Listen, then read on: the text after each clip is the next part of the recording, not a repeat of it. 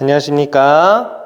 광안교회 양육훈련 큐티학교에 오신 모든 성도님들을 예수님의 이름으로 축복하고 환영합니다. 드디어 큐티학교의 대망의 마지막 네 번째 강의 시간이 되었습니다. 그동안 여러분들이 A형 큐티부터 시작해서 B형 큐티 그리고 C형 큐티를 살펴보았는데요. 오늘은 마지막으로 이 D형 큐티에 대해서 여러분들과 함께 살펴보고자 합니다. 그렇다면 D형 큐티가 무엇입니까? 라는 질문을 던지면 저는 여러분들에게 딱 말할 수 있을 것 같습니다. 지금까지 해왔던 그런 큐티의 단계들에서 하나씩 추가하는데 마지막으로 이 D형 큐티는 C형 큐티에 이어서 표로 보면 연구와 묵상을 추가하면 바로 D형 큐티가 된다라고 여러분들에게 말씀드릴 수 있겠습니다. 표를 보시는 것처럼 A형 큐티는 이 느낌만 가지고 시작했다면 D형 큐티는 이 가지고 있는 네 가지 모든 것들을 다 다루는 것이 바로 이 D형 큐티가 되겠습니다. 그래서 C형 큐티에 이어서 이 연구와 묵상을 하나 추가하면 D형 큐티가 되는 것이죠. 그래서 D형 큐티를 다른 말로 하면요, 이 귀납적 성경 묵상이라고 할 수가 있습니다. 우리가 성경을 열심히 관찰하지만 그 성경을 바르게 해석하지 못하면 우리는 성경을 제대로 이해할 수가 없습니다. 그래서 하워드 핸드릭스라는 분은 이 삶을 변화시키는 성경 연구라는 책에서 의미 없는 관찰의 위험성을 우리에게 경고해주고 있습니다. 그러니까 아무리 열심히 관찰을 하지만 의미 없는 관찰이 되어버리면 그것이 참 우리에게 위험하다라는 것이죠. 그래서 이 과학자의 벼룩 관찰 이야기를 통해서 우리에게 의미 없는 관찰의 위험성을 경고하고 있는데요. 그 내용은 다음과 같습니다. 한 과학자가 이 벼룩의 특성을 살피기 위해서 이 귀납적인 방법으로 벼룩을 관찰하기 시작했습니다. 귀납적인 방법이라는 것은 어떤 결론을 내리고 그 대상에 대해서 그것을 살펴보는 것이 아니라 그 대상을 먼저 살펴보고 특성을 파악한 다음에 결론을 내리는 것을 바로 이 귀납적인 연구 방법이라고 하는데요. 과학자가 이제 벼룩을 보면서 벼룩의 한쪽 다리를 떼어냅니다. 그리고 벼룩에게 뛰어라고 명령을 하죠. 자, 그러자 벼룩은 다리가 떼어져서 아파갖고 뛰는 건지 아니면 과학자의 명령을 듣고 정말 뛰는 건지는 모르겠지만 벼룩이 뛰었어요. 자, 그러자 과학자는 계속해서 이 벼룩의 다리를 하나씩 떼고 계속 명령합니다. 뛰어! 그러자 벼룩은 계속 뜁니다. 자, 그러다가 이제 마지막으로 이 벼룩의 마지막 다리인 6번째 다리까지 이 과학자가 떼어내고 이 벼룩에게 명령을 했습니다. 뛰어! 자, 그러자 벼룩은 어떻게 됐을까요? 벼룩은 애를 쓰는 듯 보였으나 결국에는 뛰지 못하고 아둥바둥 거리는 모습을 보여주었습니다. 그러자 과학자는요, 이 아둥바둥대는 벼룩의 모습을 보면서 결론을 내렸는데요. 뭐라고 내렸냐면 이 벼룩의 다리를 모두 제거해버리면 벼룩은 청력을 상실한다 라는 것입니다. 무슨 말입니까? 벼룩의 다리를 하나씩 다 제거하면서 뛰라고 했을 땐 잘 뛰었어요. 그러니까 마지막 다리까지 떼고 뛰라고 했는데 벼룩이 뛰지 못하니까 벼룩은 다리가 다 제거되면 내가 뛰라는 명령을 듣지 못하는 그런 청력을 상실한다고 과학자가 결론을 내린 것이죠. 아무리 열심히 관찰해도 이 바른 해석의 과정을 거치지 않으면 우리가 얼마나 엉뚱한 결론을 내릴 수 있는가를 극명하게 보여주는 예화입니다. 그렇죠. 우리가 벼룩의 다리를 떼어내면 벼룩이 이제 다리가 없으면 결국 뛸 때는 다리가 필요한데 다리가 없어서 뛰지 못하는 것을 보고 벼룩이 청력을 상실했다라고 이렇게 결론 내리는 엉뚱한 일이 벌어지게 된다는 것입니다. 바른 해석을 거치지 않으면 말이죠. 그래서 성경 해석의 가장 기본적인 원리는요, 그때, 바로 성경 시대를 말합니다. 그때와 그리고 지금 우리가 살아가는 시대를 말하는데요. 그 사이에 다리를 놓는 것을 말합니다. 우리를 향해 말씀하시는 그 하나님의 뜻을 분별하고 또 우리에게 적용하기 위해서는 바른 성경 해석의 그런 과정, 성경 해석의 바른 과정이 꼭 필요하다라는 것이죠. 그래서 성경 시대나 오늘날에 이 동일하게 적용하는 원리는 같습니다. 그것을 우리는 이 보편 타당한 원리라고 하는데요. 이것은 변하지 않는 그런 하나님의 원리를 말합니다. 세상 사람들이 정한 원리들과 그리고 세상 사람들이 정한 규칙들은 시간이 흐름에 따라 또 문화가 바뀜에 따라 또 정권이 바뀜에 따라 막 변화되고 하지만 성경 속에 나타난 그 하나님의 진리들 가운데에는 우리가 지금 시대나 그리고 성경 이전 시대나 똑같이 적용할 수 있는 그런 보편 타당한 원리가 있다라고 말하는 것입니다. 큐티는 결국 우리에게 무엇을 드러내냐면 이 성경을 통해서 보편타당한 원리를 우리에게 알려주고 있습니다. 그것은 우리의 삶에 적용하기 위한 것이기 때문에 성경 해석의 원리가 바르게 적용돼야 되는 것이 마땅한 것이죠. 이러한 생각에서 고안한 큐티가 무엇이냐면 바로 우리가 살펴보게 될 D형 큐티, 즉 귀납적 성경 묵상인 것입니다. C형 큐티는 내용 관찰을 통해서 이 성경 시대를 바라본 후에 보편타당한 원리가 무엇인지에 대한 그런 생각은 하지 않고 바로 이 느낌으로 넘어가서 지금 시대에 연결해 버리는 것을 말합니다. 그러니까 한마디로 성경 시대 때 있던 이야기를 가지고 그냥 연구와 묵상을 통해 보편타당한 원리가 무엇인지를 보지 않은 채 바로 느낌으로 넘어가서 우리가 살고 있는 시대에 적용하는 것이 바로 이 C형 큐티라는 것이죠. 그래서 연구와 묵상은요, 이 성경의 보편타당한 원리가 무엇인지를 우리에게 또 드러내주고 볼 수 있게 하는 과정이라고 여러분들이 생각하시면 되겠습니다. 그래서 앞서 C형 큐티를 설명할 때 관찰 부분에서 본문을 읽으면서 질문을 던지라고 여러분들에게 말씀드렸는데요.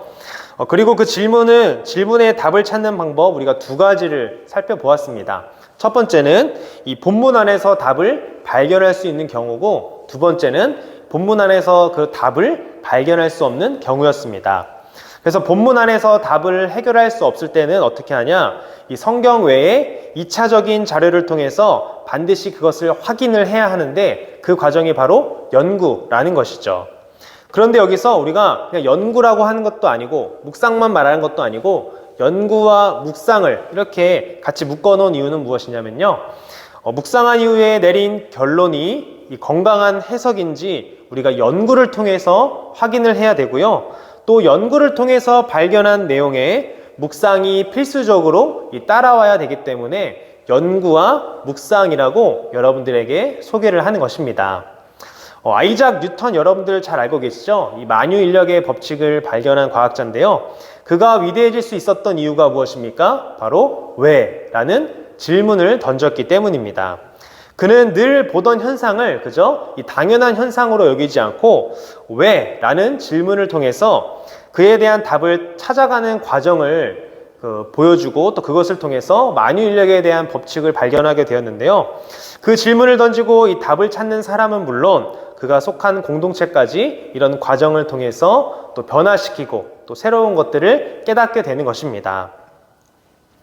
그래서 우리가 이 D형 큐티에 대해서 같이 살펴보았는데요. 그러니까 한마디로 D형 큐티는 C형 큐티에서 연구와 묵상이 추가된 것인데 그 연구와 묵상을 또 다른 말로 말하면 이 성경 안에 나타나 있는 보편타당한 원리를 파악하는 과정이라고 여러분들이 쉽게 그렇게 이해하고 넘어가시면 되겠습니다. 그래서 우리가 D형 큐티의 방법을 우리가 순서대로 살펴볼 것인데요. 첫 번째는 이 내용 관찰 부분이고, 그리고 두 번째는 연구와 묵상, 그리고 세 번째는 느낌, 마지막 네 번째는 결단과 적용입니다. 그래서 우리가 이건 여러분들이 계속해서 제가 말씀드려서 알고 계실 거예요. A형 큐티부터 시작해서 이제 순서대로 진행이 되는 건데, C형 큐티는 이 둘째 부분이 생략된 거고, D형 큐티는 이 둘째 부분에 연구와 묵상을 추가한 겁니다. 그러니까 내용 관찰을 하고 느낌으로 넘어가는 것이 아니라 내용 관찰을 하고 연구와 묵상을 한 다음에 느낌으로 넘어가는 것이죠. 그래서 성경의 진리를 파악하는 이 객관적인 단계는 이 네 단계 중에서 이 두 가지의 단계, 이 내용 관찰과 연구와 묵상이 어떻게 보면 이 객관적인 단계라고 할 수가 있습니다. 자, 그리고 나를 파악하고 또 변화시키는 과정인 이 주관적 단계는요, 마지막 남아있는 이 세 번째 느낌과 그리고 결단과 적용이 이 주관적인 단계라고 여러분들에게 말씀드릴 수가 있겠습니다. 그래서 이것이 이 성경 시대와 나의 삶 사이에 다리를 놓는 과정, 그러니까 객관적인 자료, 보편타당화된 원리를 가지고 내 삶 가운데 적용하는 것, 이게 바로 D형 큐티, 귀납적인 성경 방법인데요. 이것이 바로 이 성경 시대와 그리고 내가 살아가고 있는 이 삶 시대에 다리를 놓아주는 것이다 라고 여러분들에게 말씀드릴 수가 있겠습니다. 그래서 내용 관찰이 우리의 눈에 해당하는 것이라면 연구와 묵상은 우리의 머리에 해당이 되고요. 그리고 느낌은 우리의 마음에, 그리고 결단과 적용은 우리의 손과 발에 해당합니다. 그래서 결국 이 직적인 깨달음에서 이 정적인 확신으로 또 그리고 마지막 의지적인 실천으로 이어지는 이 전인격적인 변화의 과정이 순서대로 구성이 되어 있는 것이죠. 그래서 먼저 말씀을 깨닫고 그 다음에 마음으로 느끼며 마지막에 의지적으로 변화되는 것이 이 건강한 삶의 변화 과정입니다.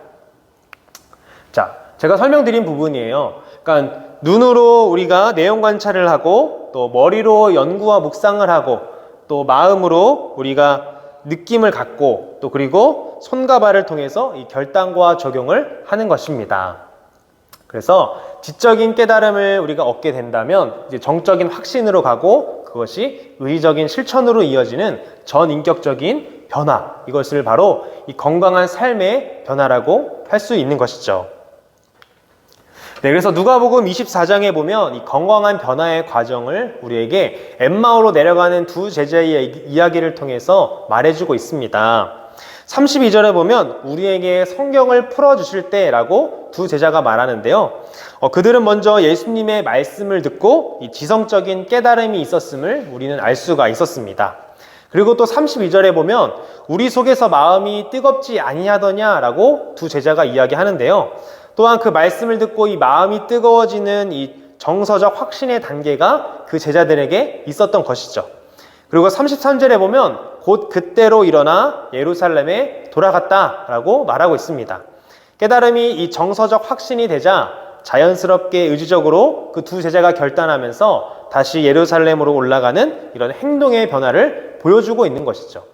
그러니까 하나님의 말씀을 통해 마음이 뜨거워지고 또 그 다음에 마음이 그 뜨거워짐을 가지고 정말 머릿속에서 끝나는 것이 아니라 삶의 실천의 방향으로 그들이 엠마오로 내려갔다가 다시 예루살렘으로 올라가 예수님이 부활했다라는 소식을 사람들에게 전하는 그런 결단과 적용까지 이루어짐을 우리는 말씀을 통해서 볼 수가 있는 것입니다. 네, 그래서 DMQT는 이 CMQT의 구조 속에 두 번째로 연구와 묵상이 추가된다라는 것을 여러분들이 기억하시면 되겠습니다. 그래서 오늘은 이 연구와 묵상 부분만 따로 떼어서 여러분들에게 잘 설명을 드리려고 합니다. 그래서 나머지 내용 관찰과 그리고 느낌 그리고 결단과 적용은 제가 앞전에 여러분들에게 설명해 드렸던 그런 강의들을 보시면서 다시 한번 확인해 보시면 되겠습니다. 그래서 오늘은 이 연구와 묵상에 대한 방법들을 여러분들과 함께 나누고자 하는데요. 첫 번째로 이 연구를 통해서 질문의 답을 찾는 것을 말합니다. 그리고 두 번째는 묵상을 통해 질문에 대한 답을 찾는 것이고요. 우리 마지막으로 보편타당한 신앙의 원리로 만드는 것, 이게 바로 이 연구와 묵상의 단계인 것입니다. 그러니까 쉽게 생각하면 여러분들 연구와 묵상은 연구를 통해 답을 찾고 묵상을 통해 답을 찾고 그것을 가지고 보편타당한 신앙의 원리로 만드는 것, 이것이 바로 연구와 묵상인 것이죠. 그래서 연구와 묵상은 이 내용 관찰에서 우리가 이렇게 질문을 던졌지만 해결되지 않는 그 문제에 대한 답을 찾는 과정인 것이죠. 그래서 그 중에서도 연구는 질문에 답하기 위해 정보를 수집하는 그런 과정이라고 여러분들이 생각하시면 되겠습니다. 그래서 우리가 연구를 통해서 답을 찾을 건데요. 어떻게 보면 바닷물은 왜 짠가? 그리고 새는 어떻게 날 수 있는 것인가? 또 구름은 어떻게 하늘에 둥둥 떠 있는가? 하는 이런 것들을 찾는 것이 바로 연구의 과정인 것입니다. 성경 이외의 자료들을 사용해서 우리가 정보들을 얻을 수 있는 것을 말합니다. 그래서 연구를 통해 질문의 답을 찾을 건데요. 그 안에 첫 번째로는요, 우리가 단어에 대한 부분입니다.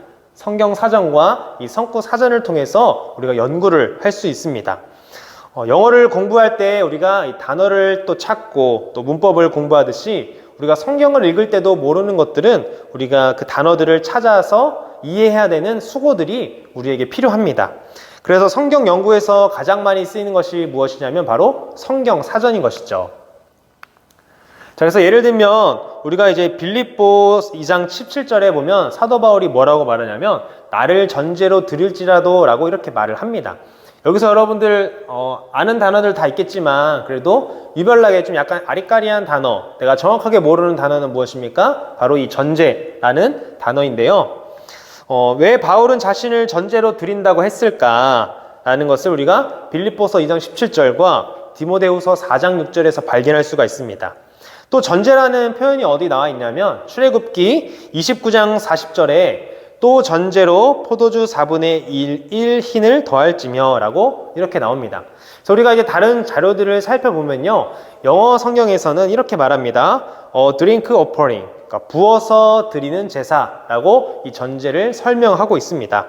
그리고 성경사전에서 이 전제라는 것을 찾으면요, 어떻게 나오냐면 구약시대에 행해진 이 제사의 방법 중 하나로 피를 상징하는 포도주를 붓는 의식을 말한다고 합니다. 그리고 바울은 성도들의 신앙 성장을 위해 이 자신의 생명까지도 기꺼이 바치겠다고 하는 의미로 이 단어를 사용한 것이죠. 그러니까 출애굽기에서 이 신약 바울의 이야기와도 연결이 되는 것입니다. 출애굽기에 말했던 그 전제 신약 그 제사의 방법이 신약에서 사도 바울이 말하는 것을 통해서 서로 이어지게 된다는 것이죠. 바울은 이 자신의 인생의 마지막을 이 전제와 같이 부어졌다라고 그렇게 표현을 했습니다. 이는 바울이 자신의 그 인생의 마지막 시기를 하나님께 한 방울도 남김없이 다 부어드리는 삶으로 묘사한 것으로 우리는 그렇게 전제라는 단어를 통해서 이해할 수가 있는 것이죠. 그래서 우리가 만약에 이 전제라는 것을 단어를 찾지 않았다면 그냥 뭐 전제로 들었나 보다 생각할 수 있지만 이 전제가 무엇인지를 우리가 성경사전을 통해서 알고 나면 사도 바울이 왜 그렇게 말했는지에 대한 의미를 정확하게 알 수 있다라는 것이죠. 이 성경사전에 이어서 우리가 두 번째로 또 연구를 할 수 있는 건 무엇이냐면 이 지명과 지리에 대한 부분입니다. 이것은 우리가 성경 지도로 파악할 수가 있는데요.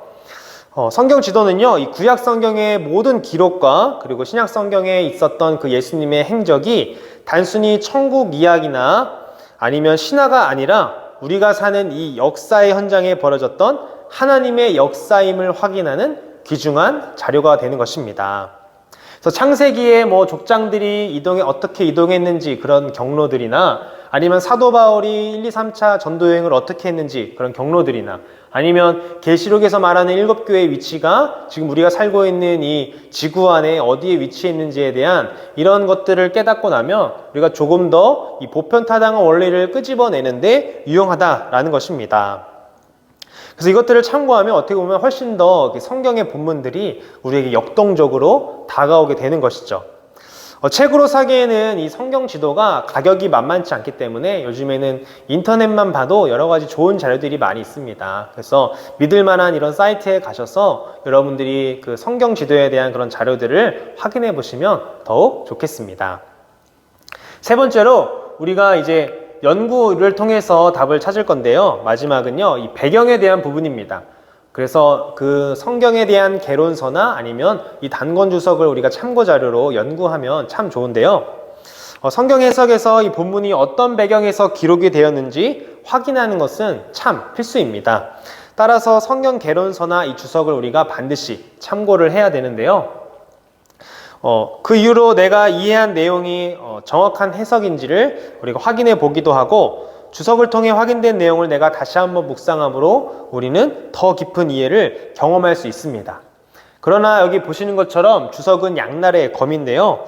주석에만 의존하면 안 된다는 것입니다. 주석을 읽을 때는 이 사실과 그리고 주장인 의견을 구분해야 됨을 말해주고 있는 것입니다. 왜냐하면 그 주석에는 그 주석을 만든 저자의 개인적인 의견도 그 안에 들어가 있기 때문입니다. 그래서 하나의 주석을 여러분들이 맹신해서는 안 되고요.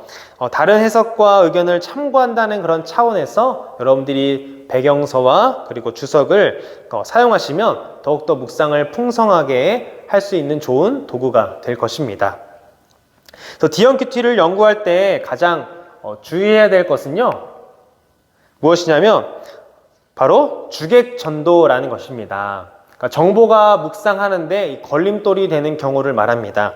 정보는 잔뜩 수집했는데 이 정작 본문을 묵상하는 데는 걸림돌이 되어버리는 경우를 말하는 것이죠. 그래서 연구 자료를 나열만 하고 이제 그것을 내가 묵상했다고 막 착각하는 경우가 바로 그렇습니다.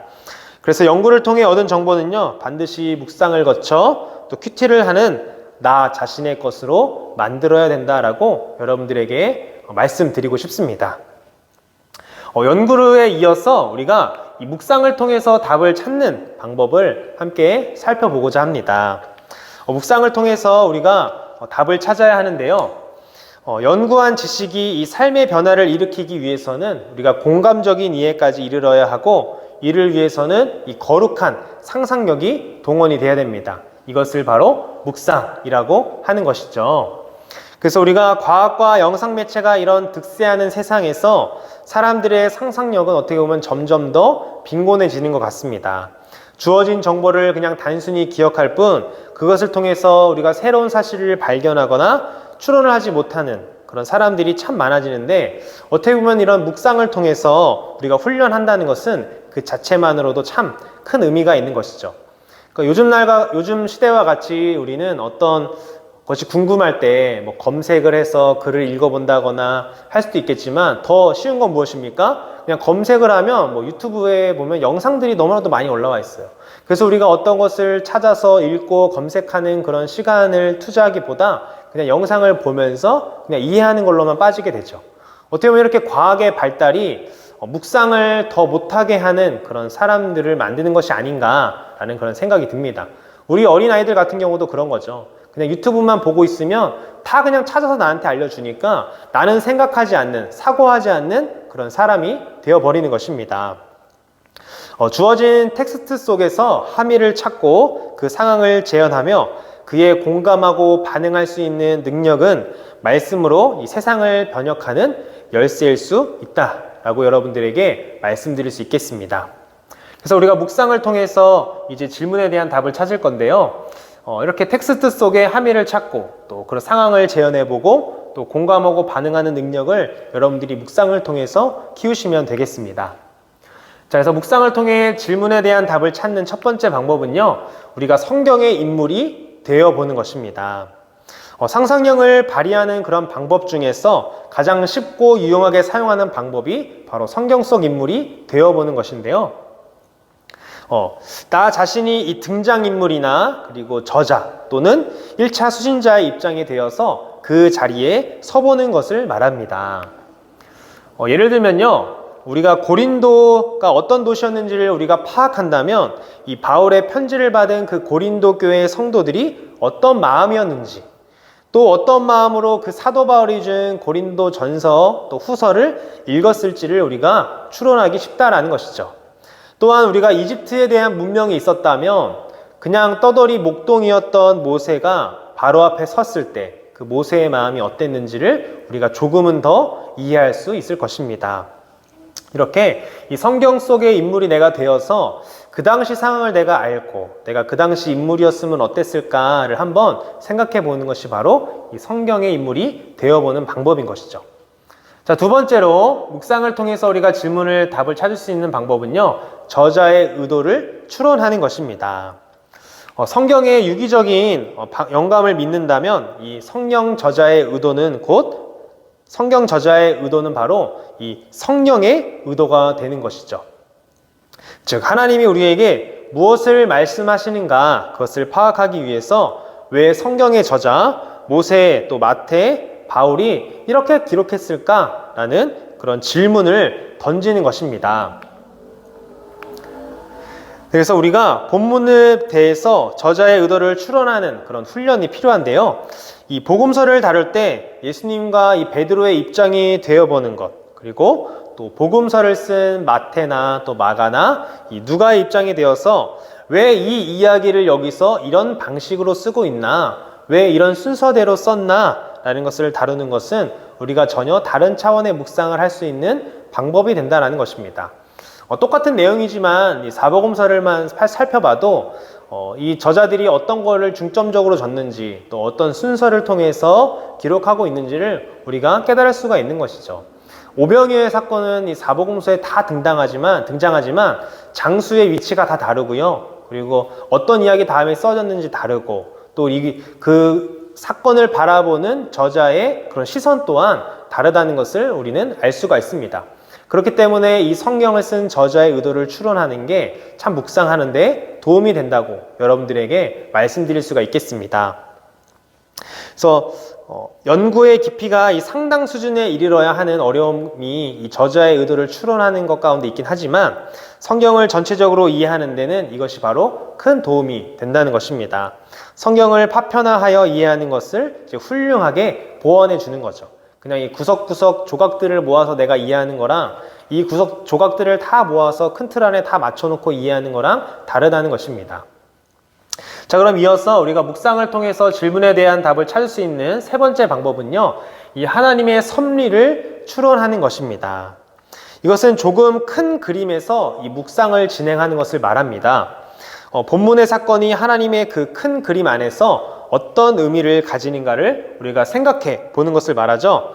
작게는 우리가 앞뒤 문맥을 따진다거나 또 크게는 이 성경 66권의 전체의 맥락 속에서 내가 읽고 있는 부분은 어떤 의미가 있는지를 생각해 보는 거죠. 또 다른 부분은요, 뭐 교회 사적인 부분이나 아니면 세계사적인 부분에서 이 이야기가 어떤 이야기인지를 묵상해 보는 것이 참 좋다라는 것입니다. 그래서 묵상은요, 이 DMQT 전체를 통틀어서 가장 흥미진진한 부분이라고 여러분들에게 말씀드릴 수가 있겠습니다. 성도들의 이 거룩한 상상력을 자극하고요, 또 본문을 공감하며 이해할 수 있도록 훈련하는데 이 묵상만한 것이 없기 때문이죠. 그래서 이 충분한 묵상을 통하여서 여러분들이 그 성경 안에 나타나는 보편타당한 원리들을 잘 발견하기를 간절히 소망합니다. 자, 그래서 우리 세 번째로 우리 연구와 묵상의 세 번째 단계는요, 제가 강조한 것처럼 여러분들도 잘 아시다시피 이 보편타당한 신앙의 원리로 만들라는 것입니다. 그 보편타당한 신앙의 원리를 연구와 묵상을 통해서 찾으라는 것이죠. 우리가 이 연구와 묵상을 통해서 이 질문에 대한 답을 찾았다면 그 답을 이 보편타당한 하나의 원리로 기록할 필요가 있는 것입니다. 이전 시대에 주어진 그 하나님의 말씀을 오늘날 우리의 현실에 적용하려면 그 시대의 문화와 그 문화 속에서 주신 하나님이 주신 원리를 우리가 구분할 수 있어야 한다라는 것이죠. 자, 그래서 우리가 이 본문 몇 가지를 좀 보면서 잘못된 신앙의 원리 그리고 아니면 올바른 신앙의 원리를 찾아내는 그 방법을 함께 살펴보고자 하는데요. 마태복음 21장 5절에는 이렇게 기록이 되어 있습니다.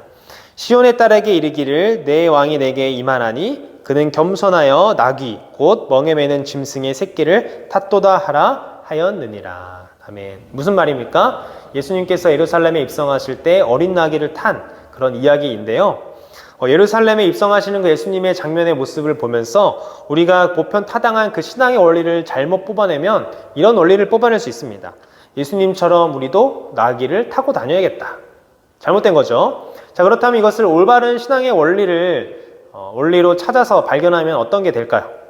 하나님 나라의 리더십은 이 군림하고 통치하는 것이 아니라 겸손하게 섬기는 것임을 우리는 예수님께서 어린 나귀를 타고 가는 모습을 통해서 깨닫게 된다는 것입니다.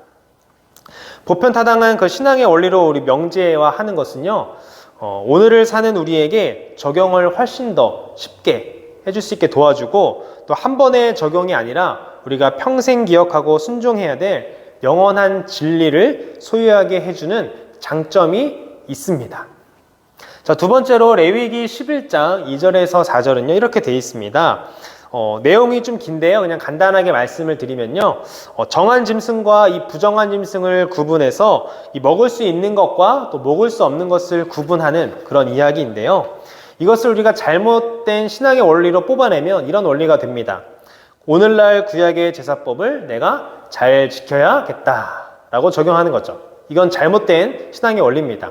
자, 그렇다면 이 레위기 말씀을 통해서 올바른 신앙의 원리를 뽑아내면 어떤 원리가 될까요? 제사법이 예수님을 통해 완전히 해결되었기 때문에 지키지 않아도 되는 것이 아니라 하나님의 말씀은 진리이기에 절대 변하지 않는다. 즉, 문화는 변하지만 그 문화 속에 섬겨주신 하나님의 진리는 시대가 흘러도 변하지 않는 이 보편타당한 신앙의 진리라는 것입니다. 이것을 해석하려면 이 구약의 율법이 단순한 판례법이 아니라 이 신뢰법임을 알아야 한다는 것이죠.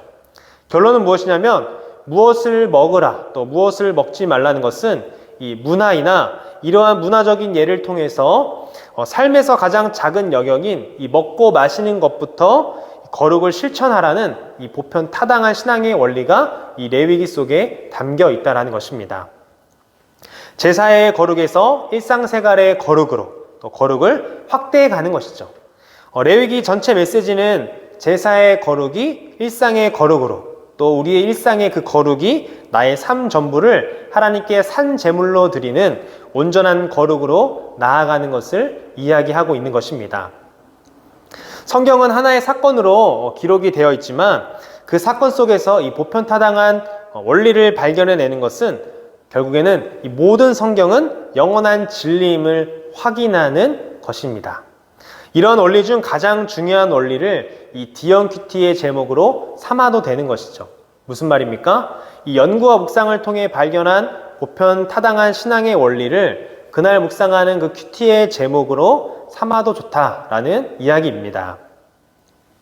그래서 우리가 지금까지 이렇게 이 연구와 묵상에 대해서 살펴보았습니다. 간단히 정리하면 여러 가지 자료를 성경 외적인 자료들을 통해서 연구를 하고 또 그리고 성경 인물도 되어보고 저자가 이걸 왜 썼는지 의도도 추론해보고 또 여러 가지 묵상의 방법들을 통해서 큰 그림 안에서 묵상을 해보는 것을 통해서 무엇을 발견하는 겁니까? 성경 안에 나타난 하나님의 진리, 보편타당한 신앙의 원리를 발견하는 것. 이것이 바로 연구와 묵상이었습니다.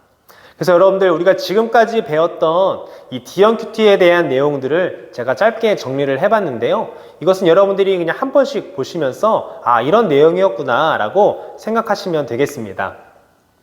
큐티는요 A형 큐티부터 D형 큐티로 이렇게 진행이 됐는데 하나씩 추가되면서 갔습니다. A형 큐티는 느낌으로부터 시작이 되었고 D형 큐티 가니까 이 내용 관찰, 연구, 묵상, 느낌 그리고 결단과 적용이었죠. 그래서 우리가 내용 관찰에 대한 부분은요 이렇게 순서대로 나와 있습니다. 이제 글씨가 잘 보일지 모르겠지만 여러분들 여태까지 제가 다 보여드렸던 내용이니까요 여러분들이 한번 그냥 보시면서 아 이런 내용이었구나 라고 생각하시면 되겠습니다. 그래서 전체적으로 관찰해보고 또 구체적으로 관찰해보고 또 그리고 질문해보는 것이 바로 이 내용 관찰에 대한 부분이었고요. 그리고 우리가 연구와 묵상은요 연구를 통해 질문에 대한 답을 찾는 것 또 묵상을 통해 질문에 대한 답을 찾는 것, 또 연구와 묵상을 통해 보편타당한 신앙의 원리를 만드는 것, 이것이 바로 연구와 묵상이었습니다. 바로 우리가 오늘 배운 부분인 것이죠. 그리고 연구와 묵상을 했다면 이제 느낌에 대한 부분을 살펴보는 것인데 느낌은 깨달은 진리를 가지고 하나님께 충분히 기도하는 것, 또 보편타당한 진리를 자신의 삶에 비추어 느끼는 감정을 살피는 것, 이것이 바로 느낌이었습니다. 그리고 이것을 느꼈다면 우리가 이제 삶에 적용하기 위해서 결단과 적용을 해야 됐죠. 그래서 결단과 적용에 대한 부분은 이렇습니다. 태도와 행동의 변화를 결단하는 것, 그리고 구체적인 행동 지침을 가지고 실천하는 것, 이것이 바로 이 디언큐티의 순서였는데 마지막으로 한 가지 더 여러분들에게 말씀드리고 싶은 것은요. 결단과 적용까지 했다면 그것을 가지고 이 소그룹 나눔을 해보는 것입니다. 같이 그 큐티한 본문을 가지고 소그룹 나눔을 통해서 서로를 점검해주고 또 잘못된 부분들은 또 서로 이렇게 챙겨주고 또 이 말씀을 통해서 또 저렇게 적용하고 묵상할 수 있구나 라는 것들을 깨닫는 시간이 바로 그 소그룹 나눔인데요.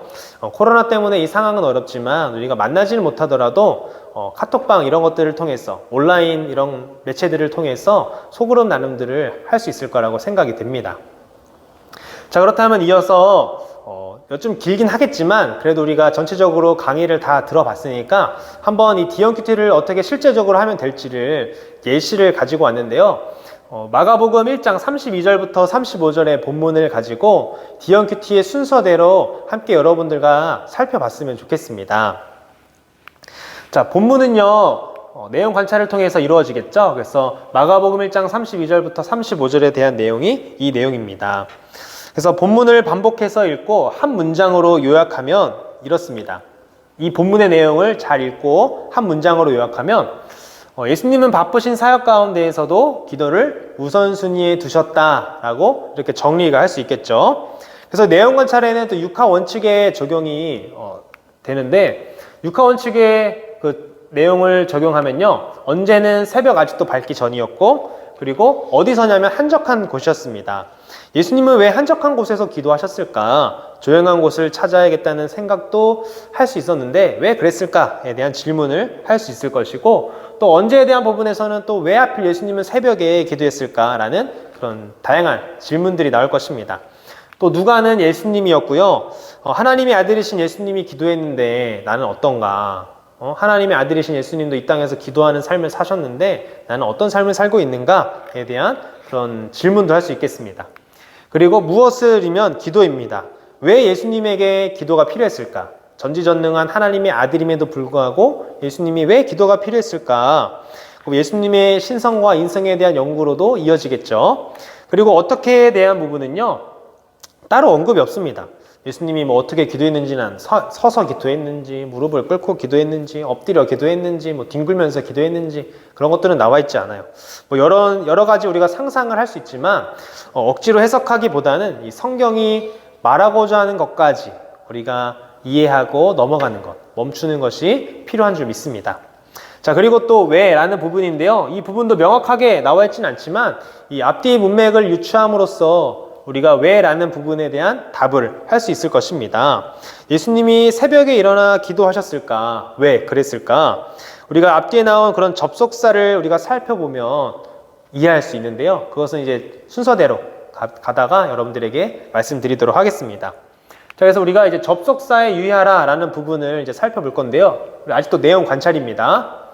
자, 그래서 동사에 집중하라 보다 원활한 설명을 위해서 먼저 언급하겠다라고 말씀드리고 싶습니다. 제가 이 시험 큐티를 설명할 때 내용 관찰에서 주어를 파악하고 동사에 집중하라고 이렇게 먼저 나오지만 오늘은 성경 본문의 흐름에 따라 여러분들에게 원활한 설명을 위해서 동사보다 먼저 이 접속사에 유의하라 라는 부분을 설명드리고자 합니다. 성경에서 접속사는 참 중요하죠. 그래서 문장이 순접인지 또 역접인지 또 원인과 결과인지에 대해 분명히 알려주기 때문에 접속사는 참 중요합니다. 그래서 한글보다는 영어 성경에 이 접속사가 분명히 잘 드러나 있는데요. 마가복음 1장 32절에 보면 접속사가 뭐라고 나오냐면 개역개정은 점으로 해질 때라고 나옵니다. 그러나 영어 성경은 뭐라고 나옵니까? and라고 나오죠. 이 and라는 접속사가 무엇입니까? 앞 문맥과 뒤 문맥이 연결된다라는 그런 접속사인 것입니다. 그래서 그 앞에 문맥인 뭐가 있냐면 예수님께서 안식일 오전에 이 회당에 들어가셔서 설교하시는 것이 21절부터 시작이 됨을 우리는 알 수가 있습니다. 그래서 우리는 그 앞뒤 문맥에 대한 내용을 정리하면 이렇게 되는데요. 안식일 오전에는 예수님이 회당에서 가르치시고 귀신을 내쫓고 꾸짖으십니다. 그리고 안식일 오후에는 베드로 장모의 열병을 고쳐주시고 또 그리고 안식일 저녁에는 오후부터 저녁까지 병자들을 고치고 또 예수님의 그 밖에 사역들이 많이 있었음을 우리는 알 수가 있습니다. 그래서 우리는 다시 왜? 라는 질문을 예수님께 드리면 예수님은 그렇게 피곤하신 상황에서도 왜 기도하러 가셨을까에 대한 답은 그렇게 피곤하심에도 불구하고 예수님은 하나님과의 교제가 가장 설레는 기쁨이지 않았을까라는 답을 우리가 유추해 볼 수 있겠다라는 것이죠. 그렇다면 이렇게 접속사를 파악한 뒤에 우리가 이제 동사, 주어와 동사에 집중해 보는 시간을 가질 텐데요. 주어는요, 이 개역개정에서는 이제 주어가 생략되는 그런 경우가 참 많이 있습니다. 그렇지만 이제 우리가 보는 이 본문에서 주어지는 이 모든 병자와 귀신 들린 자를 예수님께 데려온 것이 개역개정은 이 주어로 이렇게 보게 되는데요. 우리가 영어 성경을 살펴보면요, 뭐라고 되어 있냐면 ESV 성경에는 이 본문의 주어가 바로 they라고 명시가 되어 있습니다. 자, 의미는 뭐냐면 성경의 이름이 나타나진 않지만 이 누군가의 섬김과 그 도움을 통해서 병자들이 귀신 들린 자들이 또 예수님께 나올 수 있었다고 말하고 있습니다. 이처럼 한 사람이 예수님을 만나기 위해서는 이름도 없이 섬기는 그런 사람들의 필요가 있었음을 우리는 이 주어와 동사에 대한 내용 관찰을 통해서 깨닫게 됩니다. 자, 그리고 동사를 살펴보면요, 많은 동사가 있지만 가장 먼저 처음에 등장하는 동사가 이 데려오니라는 그런 동사가 있습니다. 이것은 이 연구와 묵상에 대한 부분에서 또 자세히 다뤄보도록 하겠습니다. 그리고 이어서 우리는 내용 관찰 부분에서 이 인과관계를 살펴보라는 것인데요. 인과관계란 반드시 이 원인과 결과만을 말하는 것이 아니라 강조하고 또 반복되고 또 비슷한 것, 또 상반된 것, 또 그리고 원인과 결과 등 다양한 것들을 가지고 그런 다양한 문법적인 관찰을 하는 것이 바로 이 인과관계를 살피는 것입니다. 그래서 훈련을 통해 우리가 이것을 읽으면서 자연스럽게 의문을 가지고 이해할 수 있는 눈을 기르는 것이 이 인과관계를 살피라는 부분에서 참 중요한 부분입니다. 그래서 본문에서 자주 띄는 단어는 무엇이냐면 모든, 그리고 온, 각종, 많은 이라는 단어가 띄어지는데요.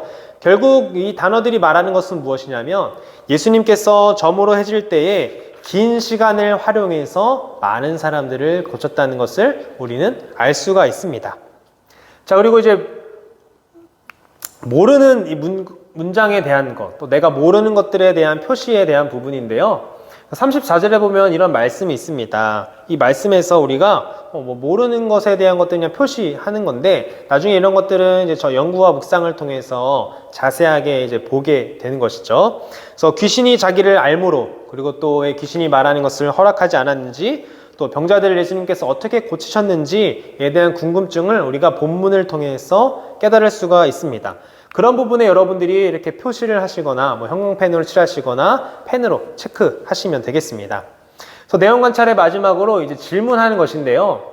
예수님은 각종 병자를 어떻게 고치셨을까? 그리고 왜 병자들과 귀신 들린 자들은 자기 발로 걸으지 않고 누군가가 데리고 왔을까? 그리고 세 번째로 예수님께서 그 말하는 것을 허락하지 않았다는 뜻은 무엇일까에 대한 그런 부분들을 질문으로 옆에 큐티책 옆에 적어보고 또 아니면 성경 본문에 체크를 해보시면 되는 것입니다. 그래서 이제 내용 관찰을 넘어가서 이제 연구와 묵상에 대한 부분인데요. 연구를 통해서 그 질문에 대한 답을 찾는 것입니다. 그래서 예수님이 모든 병자를 어떻게 고치셨을까에 대한 부분은 이 관주 성경을 잘 보면 거기에 누가복음 4장 40절이 연관 구절로 나오는데요. 말씀은 이렇습니다. 해질 무렵에 사람들이 온갖 병자들을 데리고 나오매 예수께서 일일이 그 위에 손을 얹으사 고치시니. 아멘. 그럼 이 누가복음 4장 말씀을 통해서 우리는 뭘 깨달을 수 있습니까? 예수님은 피곤하심에도 불구하고 저녁에 모인 병자에게 한 사람 한 사람 영혼을 일일이 만지시면서 고치시는 분임을 우리는 알 수가 있는 것입니다. 그래서 연구의 과정을 통해서 이 질문에 대한 답을 찾았다면 우리는 이제 묵상의 단계로 들어가야 되는데요. 연구가 성경 이외의 2차 자료를 통해서 그 질문에 대한 답을 찾는 과정이었다면 묵상은 그 답을 가지고 우리가 더 깊이 묵상하면서 이 본문으로 들어가는 과정이 되는 것입니다. 자, 그래서 우리가 묵상을 통해서 답을 찾을 건데요. 이 내용 관찰에서 언급한 이 데려오니를 우리가 주목하고자 합니다. 제가 아까 이제 언급드렸죠. 연구와 묵상 부분에서 이 동사에 대한 데려오니를 살펴보겠다고 말씀을 드렸습니다. 그래서 왜 병자들과 귀신 들린 자들을 데려와야 했을까에 대한 건데요. 데려왔다라는 것은 어떻게 보면 이 능동적인 것보다 이 수동적인 뉘앙스가 강한 그런 동사입니다. 그래서 데려왔다라는 말은 결국 자기 발로 걸어서 오지 못하는 사람들이 있었다는 것을 우리에게 말해주고 있는 것이죠. 모든 병자들이 모여있는 그런 상황이었습니다. 그 장면 속으로 들어가는 상상을 여러분들이 한번 해보시길 바랍니다. 모든 병자들과 사람들이 그곳에 가득가득 모여 있었기 때문에 아마 아수라장 같은 상황이었을 것입니다. 아프다는 사람, 고쳐달라는 사람, 불평불만하는 사람, 이런 사람들이 많이 있었겠죠. 그래서 그들은 신음과 고통 소리, 또 그리고 귀신 들린 자들의 소리가 뒤섞인 그 고통의 현장에서 예수님의 마음은 어떠셨을까를 우리가 한번 묵상해 볼 수 있는 것이죠. 그래서 지성의 깨달음이 이 감정적 확신으로 내려오기까지 이 세 가지 정도의 질문을 하는 것이 참 좋습니다. 첫 번째는 그 본문에 등장하는 하나님의 마음을 느끼는 것, 그리고 저자와 그리고 등장인물의 마음을 내가 한번 생각해 보는 것, 그리고 내 마음의 우상을 돌아보는 것입니다. 그 현장에서 예수님의 마음은 어떤 마음이셨을까? 병자들이 가득하고 아수라장 같은 상황 속에서 사람들이 소리 지르고 고통 소리 내고 귀신 들린 자가 막 고함 치르는 그런 상황 속에서 예수님의 마음은 어땠을까를 생각해 보는 거죠. 아마 이런 예수님께서 이런 생각을 했을 것입니다.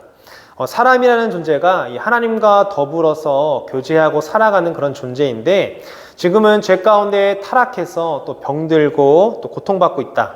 그 죄의 문제를 내가 반드시 해결해서 이 죄와 죽음이 없는, 고난이 없는 영원한 하나님의 나라로 저들을 인도하리라 라고 예수님이 생각할 수 있다라고 우리가 묵상해 볼 수 있는 것이죠. 정확히는 알 수 없지만 아마 예수님은 그 모습을 보면서 사람들이 고통하는 모습, 죄로 인해 고통받고 있는 그런 인간들의 모습을 보면서 예수님은 슬픔과 아픔을 느끼셨을 것입니다.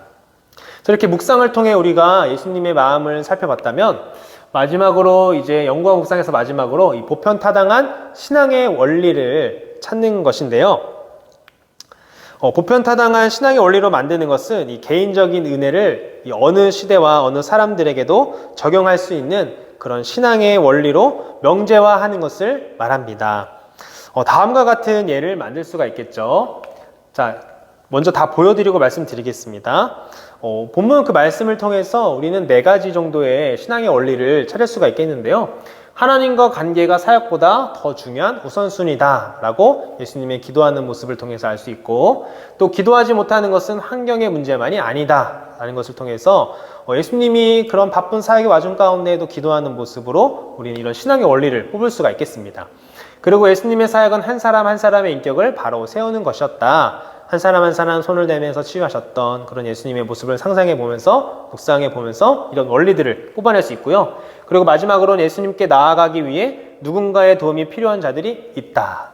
동사의 그런 데려오니라는 이런 단어를 통해서 움직이지 못하는 병자들을 누군가 예수님께로 데리고 오는 모습을 통해서 이런 신앙의 원리를 우리가 뽑을 수가 있는 것입니다. 그렇다면 이어서 우리는 그 연구와 묵상을 통해 보편타당한 원리를 뽑아냈다면 그것을 가지고 이제 느낌을 우리가 한번 적어보는 것인데요. 느낌은 깨달은 진리를 삶으로 연결하는 과정입니다.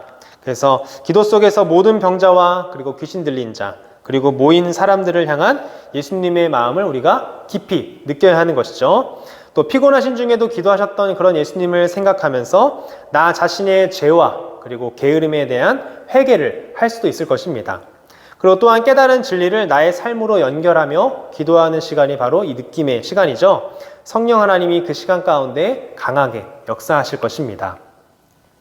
그리고 병자에 일일이 손을 얹어 기도하시는 그런 예수님의 모습과 그 움직일 수 없는 병자된 나의 모습이 어떻게 보면 오버랩 될 것입니다. 전적 타락으로 죽을 수밖에 없는 나에게 손을 대시는 그 예수님의 사랑을 우리가 느끼고 또 묵상하면서 주님께 감사와 찬양을 올려드릴 수 있게 되는 것이죠. 그래서 이런 느낌을 우리가 또 가졌고 또 했다면 이제는 이제 결단과 적용을 하는 것입니다. 그래서 태도의 변화를 계획하고 실천하는 건데요. 결단과 적용은 참 중요합니다. 그러나 이 적용의 중요성을 너무나도 극대화해서 무조건 반드시 적용해야 된다라는 그런 적용 지상주의로 가지 않도록 여러분들이 조심을 해야 됩니다. 팀 켈러 목사님은 이 복음과 종교의 차이를 설명하면서 이렇게 말씀하셨습니다. 종교란 무엇을 행함으로 구원을 얻어내려는 것이고 복음은 이미 얻은 구원의 감격으로 순종하는 삶이다 라는 것이죠. 적용이 중요하지만 이 적용보다 중요한 것은 또 무엇이냐면 이 내용 관찰과 연구와 묵상 그리고 느낌, 이 결단과 적용을 통해서 그런 것을 따라오면서 우리가 경험하는 그런 하나님의 은혜인 것입니다.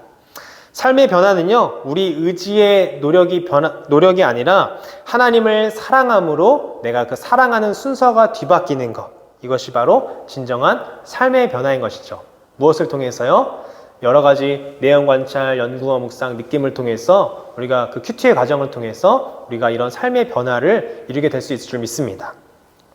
모든 적용은요, 은혜에 대한 감사와 순종으로서의 적용이 되어야 될 줄 믿습니다. 그냥 입술로만 하는 그런 감사가 아니라 행동으로 표현하는 감사, 또 정말 실천할 수 있는, 몸으로 행할 수 있는, 행함이 있는 그런 결단과 적용이 되어야 된다는 것입니다. 그래서 우리가 보편타당한 신앙의 원리들을 아까 4가지 말씀드렸는데요. 이걸 가지고 우리가 한번 결단과 적용을 해보면요. 하나님과 관계가 사역보다 더 중요한 우선순위다 라는 이런 신앙의 원리에 있어서 적용은요. 피곤한 가운데에서도 새벽기도 하시는 그런 예수님의 모습을 통해서 우리의 사역순위가 바로 하나님과의 관계임을 깨닫는다. 나는 매일 아침 5시에 일어나 30분씩 큐티 시간을 가지고자 한다. 그뿐만 아니라 아침 5시 일어나기 위해 전날 12시 전에는 잠자리에 들겠다라는 이런 결단과 적용을 할 수 있겠고요. 그리고 기도하지 못하는 것은 환경의 문제가 아니다라는 이런 신앙의 원리를 가지고 결단과 적용을 한다면 기도는 점점 뒷전으로 밀리고 이 남는 시간에 하려고 할 때가 있다. 일이 많아서와 시간이 없어서라는 것은 핑계라는 것을 나는 깨달았다. 매일 스케줄을 계획하고 기도하는 시간을 가장 먼저 확보하겠다라고 이렇게 결단과 적용을 할 수 있을 것입니다. 또 마지막으로 예수님의 사역은 한 사람 한 사람의 인격을 바로 세우는 사역이다라는 이런 보편타당한 신앙 원리를 가지고 결단과 적용을 한다면요. 많은 무리와 군중이 따랐지만 예수님께서는 사람들을 단순한 무리와 군중으로 대하지 않으셨다. 많은 무리가 있었지만 언제나 한 사람 한 사람 일일이 손을 얹고 기도해 주셨다. 한 영혼이 천하보다 귀하다는 그 말씀을 명심하며 한 영혼에 집중하는 삶을 살아야겠다. 그리고 몇 주 전부터 힘들어하는 누구누구 형제 자매에게 따로 전화를 걸어 만남을 잡고 또 밥을 사주거나 커피를 한 잔 사줘야겠다 라고 이렇게 적용을 할 수 있을 것입니다. 네. 그래서 또 마지막으로 여러분들에게 추천드리는 것은요, 여태까지 또 결단과 적용까지 갔다면 이 소그룹에서 받은 은혜들을 나누시라는 것입니다. 하나님의 은혜는요, 반드시 사람을 통해 흘러가야 되기 때문에 여러분들이 소그룹 나눔을 통해서 그 큐티를 통해 받은 은혜들을 흘려보내시길 바랍니다. 소그룹을 통해 각자 큐티하면서 받은 은혜를 흘려보내게 되면요, 그러면 하나님의 은혜가 그 공동체 가운데 흘러가게 될 것입니다. 그리고 또한 무엇보다 내가 내 생각으로 이 성경을 해석하는 그런 오류들을 서로 잡아주면서 이 좋은 소그룹 나눔 시간이 될 것입니다. 삶의 변화는요, 스스로 깨달았을 때 가장 큰 변화를 경험한다고 합니다. 언제나 사람의 변화는 하나님의 말씀이 인격을 따라 흘러갈 때 이루어집니다. 그러니까 우리의 삶이 하나님의 말씀을 따라 우리의 인격이 흘러가기를 원한다는 그런 기도를 드리면서 여러분들이 큐티를 하고 또 나눔을 하셨으면 좋겠습니다. 그래서 우리가 마지막으로 D형 큐티를 어떻게 하는지 실제적인 방법을 함께 살펴봤는데요. D형 큐티에 대한 연습 본문들을 한 3가지 정도 드리려고 합니다. 그래서 뭐부터 해야 될지 모르겠다라고 생각하시는 분들은 제가 드리는 이 본문 3가지를 이렇게 보시면서 여태까지 제가 말씀드렸던 그 D형 큐티의 방법들을 하나하나씩 적용해 보시면서 큐티를 해보시면 좋겠습니다. 처음에는 이 D형 큐티 하는 것이 시간이 되게 길어져서 힘들다고 할 수 있지만 이것이 훈련되어지고 계속 쌓이다 보면 여러분들이 큐티하는 시간도 점점 더 줄어들 것이고 그 줄어드는 시간 속에서도 성경에서 우리에게 말하는 보편타당한 신앙의 원리를 우리가 뽑아내고 그것을 내가 지금 살아가고 있는 삶 가운데 정확하게 연결하는 또 결단과 적용이 이루어지는 그런 온전한 D형 큐티가 될 줄 믿습니다. 네, 긴 시간 동안 D형 큐티 강의 들어주셔서 너무나도 감사합니다. 또 4주 동안 우리 큐티 학교를 사랑해 주시고 또 함께 시청해 주셔서 너무나도 감사드립니다. 간절히 바라기는 우리 광양교회 모든 성도님들이 이 큐티를 통해서 하나님과의 뜻깊은 그런 교제하며 깊은 관계를 맺는 그런 시간들, 또 여러분들의 삶의 여정이 순례의 여정이 되시기를 예수님의 이름으로 축복드리고 간절히 소망합니다. 네, 이상으로 우리 큐티 학교 4강 D형 큐티 강의를 마치도록 하겠습니다. 감사합니다.